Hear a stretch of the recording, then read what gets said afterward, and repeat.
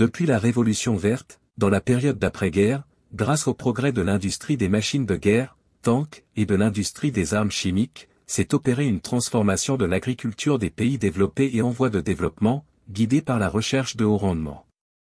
Remembrement. Monoculture intensive. Variétés hybrides et OGM. Utilisation d'engrais chimiques et de pesticides. Mécanisation de l'agriculture. Développement d'une importante irrigation. Dans le but de résoudre la famine d'après-guerre. À travers le monde, nos paysages ressemblent de plus en plus à cela. Aujourd'hui nous en sommes même arrivés à une agriculture, et à un élevage, hors sol.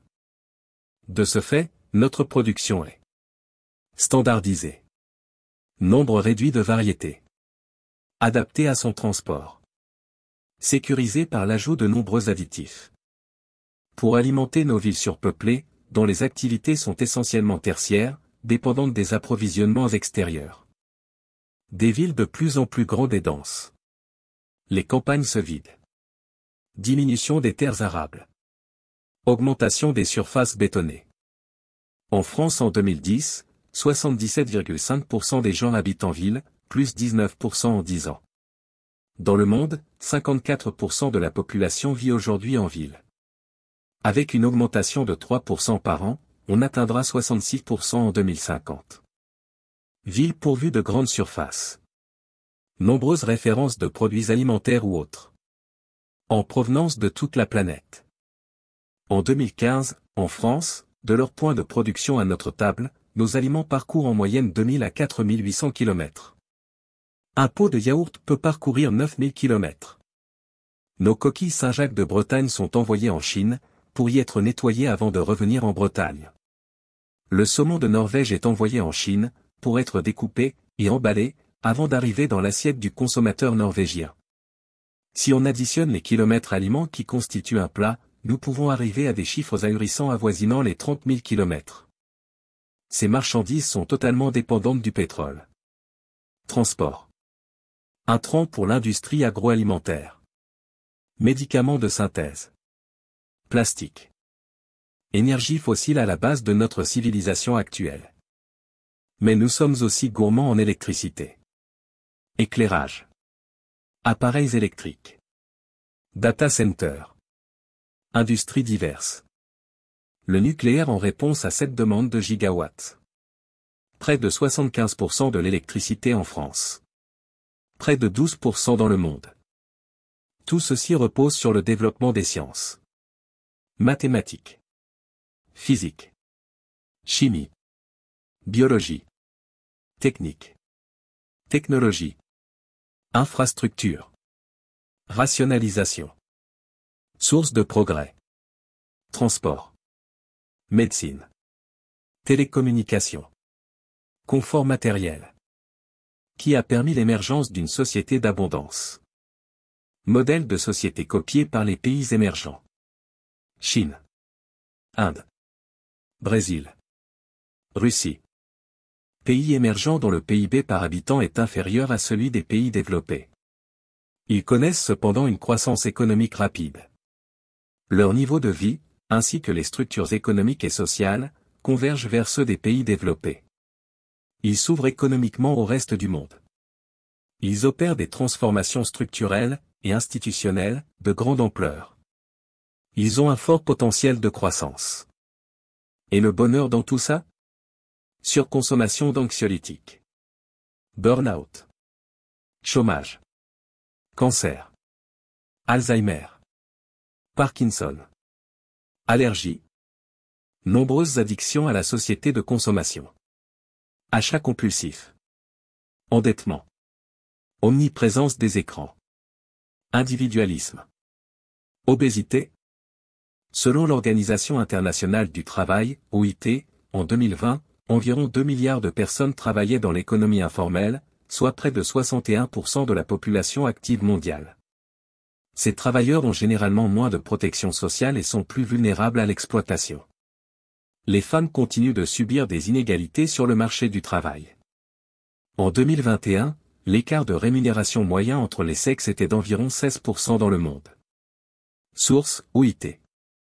Plus de 260 millions d'enfants dans le monde ne sont pas scolarisés, avec une proportion disproportionnée de filles parmi eux. Source, UNICEF. Domination de la finance.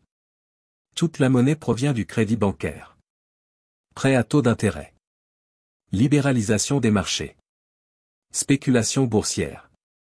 Répartition des richesses inégales. Entre le Nord et le Sud. Entre les plus riches et les plus pauvres. 1% des personnes les plus riches du monde détiennent plus de la moitié de la richesse mondiale. Source, rapport Oxfam, 2021. En 2020, la pandémie de Covid-19 a entraîné une augmentation de la pauvreté mondiale, pour la première fois en plus de 20 ans, faisant reculer les progrès réalisés dans la lutte contre la pauvreté. Source, Banque mondiale. Environ 736 millions de personnes, soit 9,2% de la population mondiale, vivaient dans l'extrême pauvreté, en 2015, c'est-à-dire avec moins de 1,90 $ par jour. Source, Banque mondiale. Le monde contient bien assez pour les besoins de chacun, mais pas assez pour la cupidité de tous. Gandhi. Accumulation des déchets. Liés à nos modes de vie, plastique, métaux lourds, nucléaire. Destruction des forêts. Épuisement des ressources. Pétrole. Charbon. Gaz. Minerais. Eau. Poissons. Biodiversité. Pollution de l'eau. Pollution de l'air. Accumulation de gaz à effet de serre. Microparticules. Asthme. Allergie. Réchauffement du climat.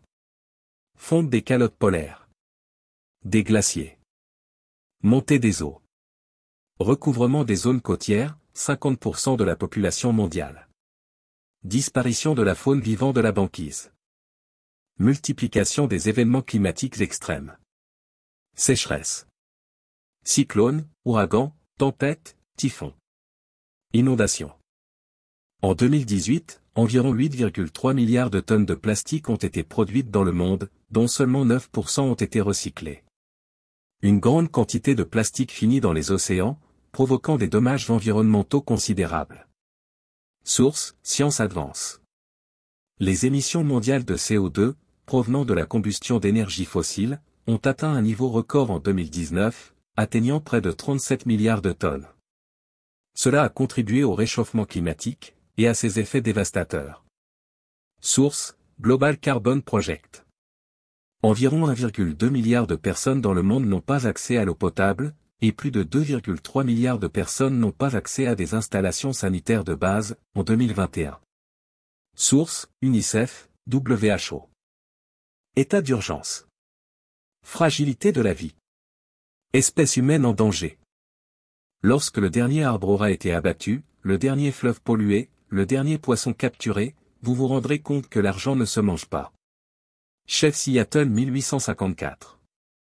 Risque d'effondrement comme les Mayas, les habitants de l'île de Pâques, des îles de Pitcairn et d'Henderson, et les Vikings du Groenland. Que faisons-nous de notre civilisation? Allons-nous nous éteindre, 6e extinction des espèces? En laissant notre planète se recouvrir de désert? Considérez l'humanité comme une erreur. Considérez que l'humanité est un hasard, un ratage, un accident biologique. Elle s'est développée sans ordre, sur un caillou perdu, dans un coin infinitésimal. Elle disparaîtra un jour, à jamais, sans que nul en ait mémoire, sans que personne s'en soucie. Au cours des dizaines de milliers d'années où elle aura survécu, cette curieuse espèce aura interminablement stagné. Puis elle se sera multipliée inconsidérément, en saccageant son lieu de vie. Elle aura aussi accumulé, avant de disparaître, une quantité de souffrances inimaginables, et inutiles, des massacres, des famines, des servitudes, et des oppressions. Observez lucidement cette espèce absurde, et violente. Regardez en face son absence de justification, son existence éphémère, et insensée.